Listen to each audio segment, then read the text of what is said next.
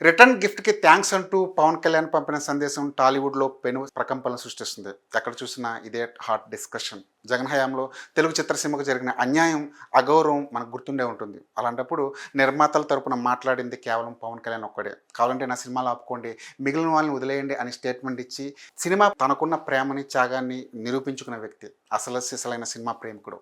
అలాంటి పవన్ కళ్యాణ్‌నే కలకడానికి ప్రయత్నించారు. 'హరిహర వీరమల్లు' సినిమా విడుదలకు ముందు జరిగిన ఈ థియేటర్ల బంద్ నాటకం పవన్ కళ్యాణ్‌కి తిక్కరేగేలా చేసింది. దాంతో 'గబ్బర్ సింగ్' బయటకొచ్చాడు. ఈ లెక్కలన్నీ బయటకు తీయడానికి ఆయన రెడీ అవుతున్నారు. థియేటర్ల బంద్ వెనుక ఓ పెద్ద స్కామ్ దాగున్నది 100కి 100 నిజం. తెలుగు చిత్రసీమ గురించి, ఇక్కడి వ్యవస్థ గురించి తెలిసిన వాళ్ళెవరికైనా సరే ఈ సంగతి చాలా సులభంగా అర్థమవుతుంది.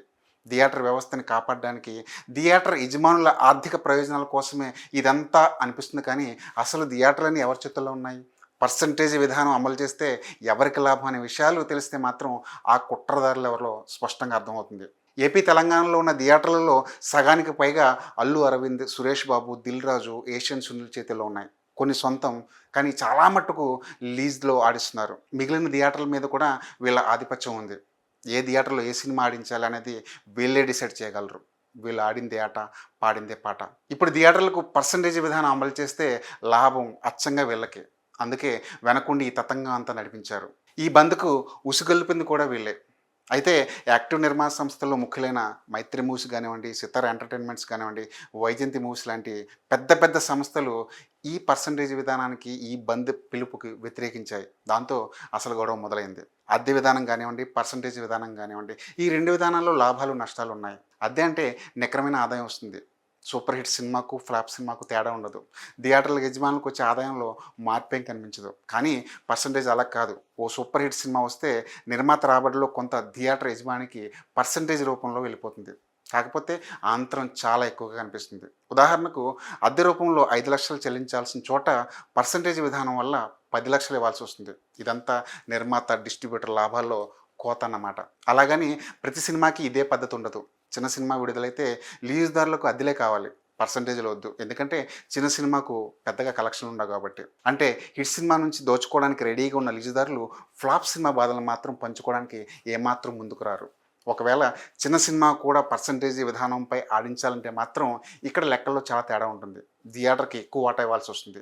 కలెక్షన్ రూపంలో రూ. 100 వస్తే అందులో రూ. 60 థియేటర్ యజమానికి, మిగిలిన 40% నిర్మాతకి. అంటే చిన్న సినిమాలు తీసే నిర్మాతలు కేవలం సినిమాలు తీస్తుంది లీజుదారుల బ్యాంక్ బ్యాలెన్స్‌లు పెంచుకోవడానికి మాత్రమే.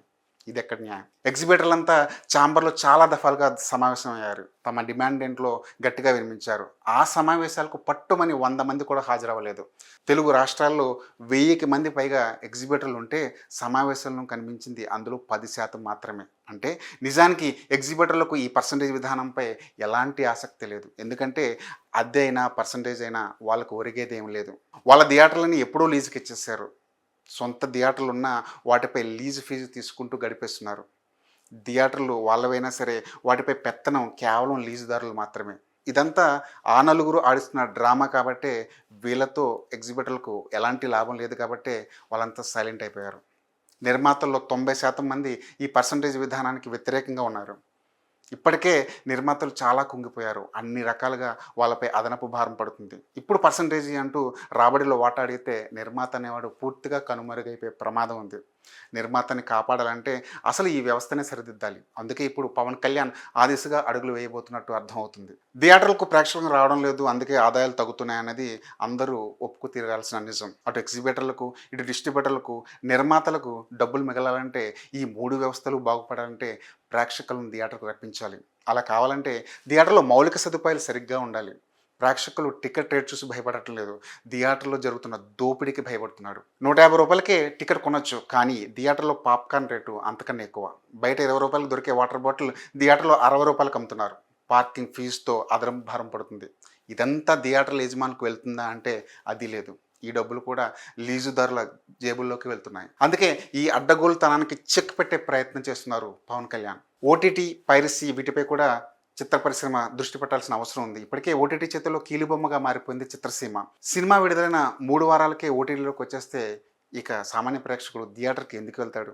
సినిమా అనేది చవకైన వినోదం. దాన్ని అత్యంతగా ఖరీదుగా మార్చేసి థియేటర్లకు రానివ్వకుండా చేస్తుంది ఎవరు? ఈ సంక్షోభానికి బాధ్యులు ఎవరు? ఈ లెక్కలు బయటకు రావాల్సిన అవసరం ఉంది.